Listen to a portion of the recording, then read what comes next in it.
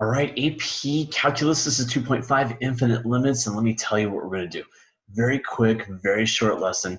I'm going to have you take a moment, all right? Pause the screen, and what I'd like you to do is to input the values of these numbers into your x for this rational function that you have right there. Okay, so plug all these in. Use your graphing calculator, of course, but take a minute to do it and pause this, and I'll do the same. Okay, so hopefully you and I will finish around the same time. Okay, but the idea is pause it and then unpause it and we'll be good. All right, talk to you in a second. All right, do you have what I got? Okay, here's what you should have if you plugged everything in as you're supposed to. And this should be no surprise to us. The idea is this is a rational function that has to slide forward to the right horizontally based off what you see here. And there's an asymptote in that spot.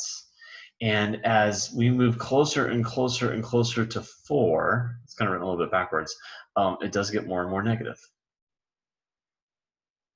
Okay, so that's why I jumped down to 50,000, sorry, negative 550, negative 500, negative 5,000, and so on. It just keeps getting smaller and smaller and smaller. And as you move closer to 4 in this direction, okay, it gets higher. So as you move more this way, it becomes more positive. And so if they ask, what is the limit as x approaches 4? Well, from the negative direction,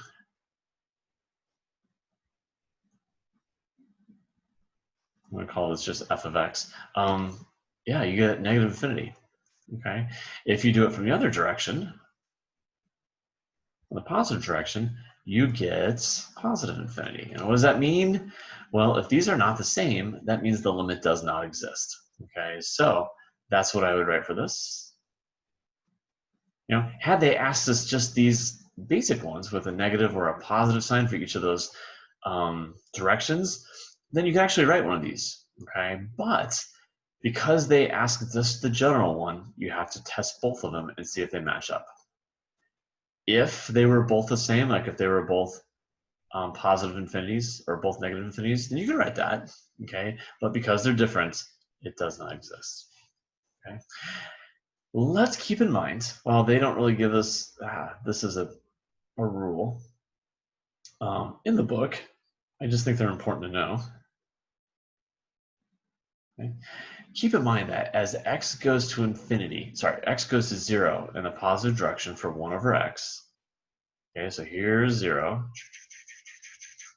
As you get closer and closer to 0 in the positive direction, your answer becomes infinity. It just keeps going higher and higher and higher. Okay? Conversely, this very same function, 1 over x, as you go to infinity, notice that your y value gets closer and closer and closer to 0. Okay, so if it's 1 over x or some variation of that, and you see these infinities or 0 from the positive direction, know that they kind of have reverse answers. As you go to 0, you get an infinity. If you go to infinity, you get 0. Okay, so kind of keep that relationship in your head and see if that makes sense. Okay. All right, moving on. Vertical asymptotes. Now, vertical asymptotes, we learned in pre-calculus a long time ago. Vertical asymptotes occur when you set your denominator equal to 0. Okay, so I'm just going to do that, real simple. X squared minus 4x equals 0. I will factor. And then from here, you can just write the answers. Okay, and you're done. People are like, do I have to show this work? Yes. Okay, I just don't want the answers. Okay. Same thing here. Doesn't really matter what's in the numerator. What I'm going to write is, let's see, x squared minus 9 equals 0. This top, by the way, does not factor. Okay, it doesn't do that. So let's see, you got x plus 3, x minus 3. And if you set each one equal to 0, you get 3 and negative 3. Okay. Tangent, vertical asymptotes. Okay, now remember what tangent looks like. We talked about this in the last section. It is an inverse Travolta. Okay, so something kind of like, geez, that's, I have too much pride, sorry.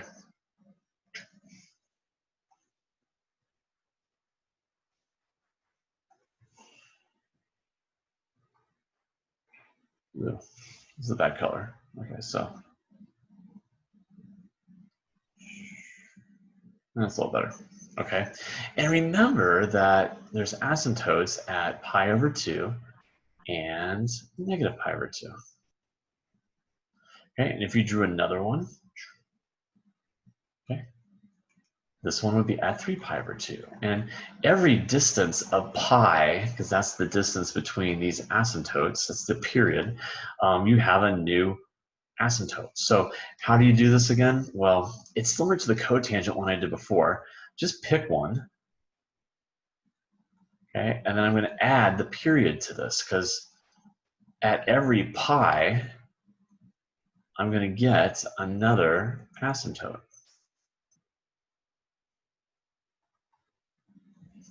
Okay, and k, we'll just say, is an integer. Okay, so it's not like cotangent where you actually start at 0, okay, or at pi. You actually start at pi over 2 instead, okay? All right, last one of this type. You're like, wow, that went kind of fast. Okay. Now, if you look at this,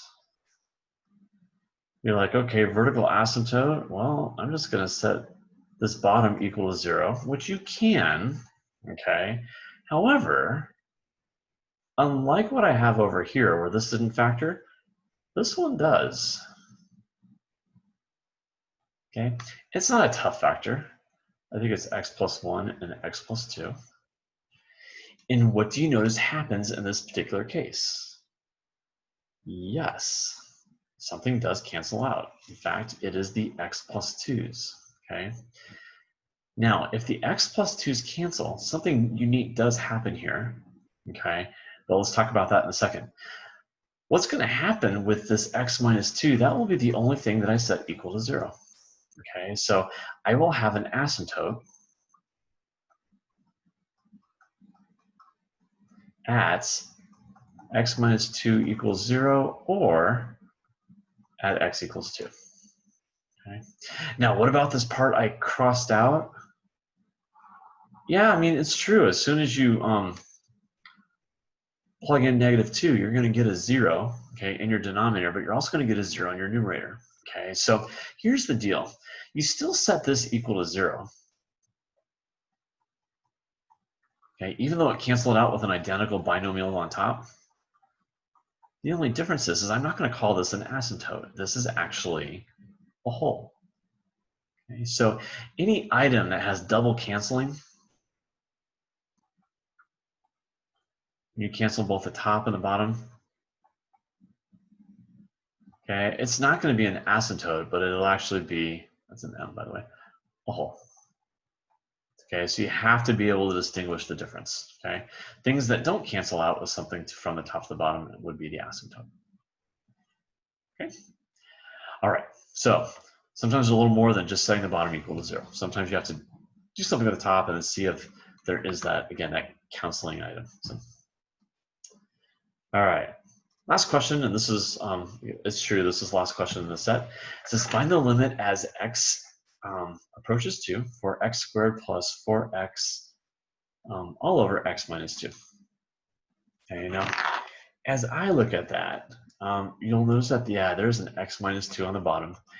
And what I'll do is I'm just going to graph it just to see if I can see if there's some type of relationship here. And it's very similar to the one that we practiced above. All right, this guy right here suggests that, you know what, there is some asymptote. Okay, and it doesn't cancel with anything on the top. Okay, so I know that at x, well, if I add 2, that, yeah, there should be an asymptote. Now, the only thing I wonder is, do the items go in the same direction? Do they both go to infinity, or do they both go to negative infinity, or do they have one of each? Okay, and if you graph it, I think you get something that kind of looks like this. It kind of creeps up a little bit and goes down. And then you have another one that kind of looks like this. Okay, and what does that suggest? Well, at 2, from the left side, it is a negative. From the positive side of 2, it goes to positive infinity. Okay, so since this goes to infinity and this goes to negative infinity, it does not exist. All right, so maybe draw a little picture to show some justification. Sometimes algebraically it doesn't make sense to do. And while we know what things like this look like, okay, because of asymptotes, you can see that they both go in reverse directions. All right, 0. Now, here's the cool thing about this guy. The limit first of just this guy going to 0 at 1 is just 1. Okay. And what happens here? Well, first of all, if you start plugging in numbers that are on the left side of this, like if you start plugging in x equals 0.1 and then, sorry, negative 0.1 and then negative 0.01 and then negative 0.001 and then negative 0.0001 and so on, notice that the square terms are going to make all these negatives positives. Okay, it's going to make things positive. All right, and so remember what happens when you have a negative here. Sorry, from the negative direction as you go to 0. What that means that this should go to infinity based off the rules from the first slide. Okay, so as x goes to 0, from the left side, okay, let me write that. Okay, what that means is you're plugging in these numbers, okay, but the fact that you're squaring them suggests that they'll eventually become positive, meaning you're going to infinity.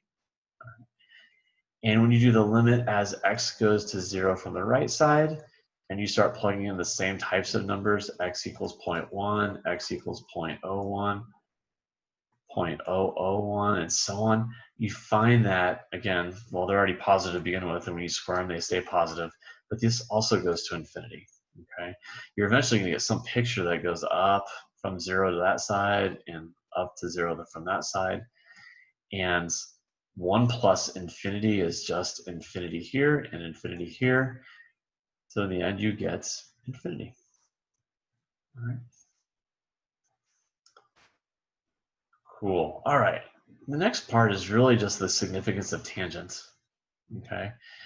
And when you look at 1, okay, for this, again, it takes a minute maybe to put in your calculator, maybe hit pause just for a second and type this in. And I have already done it, so I kind of know what it looks like. But what you have is you have a bunch of what looks like inverse tangents. Okay, they kind of look like they're going like this, almost like a cotangent. Okay, however, the boundary for each of these, again, is 1, and then 2, okay, and so on. And so your period is actually 1. All right, and so I think that's the case. Over 2, yeah. All right. And so what happens from the left side of 1? Well, here's 1. As you keep going from the left, it looks like you are going to negative infinity. Okay. Since this has its own separate direction at negative, and neither of the other ones do, you only have to address one part. Okay. And that's what this gives me. If you can graph this, then it's not so bad. Okay. All right. This has in the past been kind of like a test question. Remember what natural log of x looks like.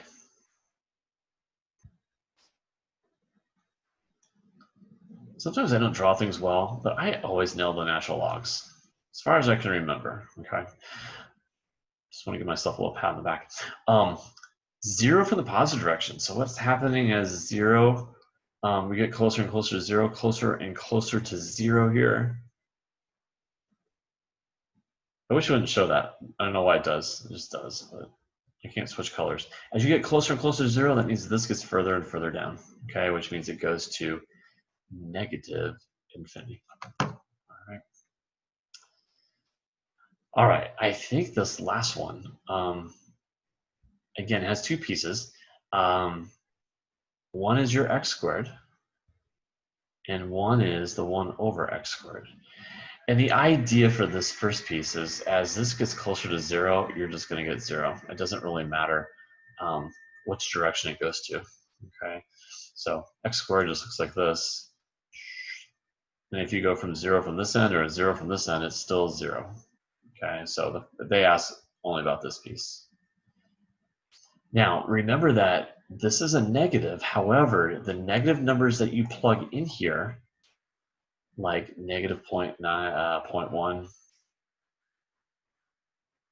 okay, and negative 0.01 and negative 0.001, etc., will eventually be squared, which will be positive, okay?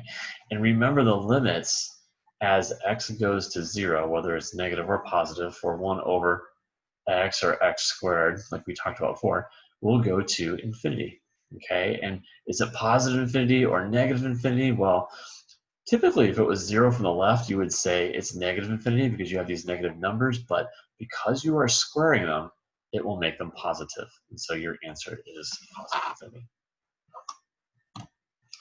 Well, that was quick. So I hope that made sense, all right? Wasn't too bad to at least share. If you have any questions, you holler at me and you let me know. And that is the last lesson from 2.5, chapter 2. If you have any questions, holler at me. I'll talk to you later.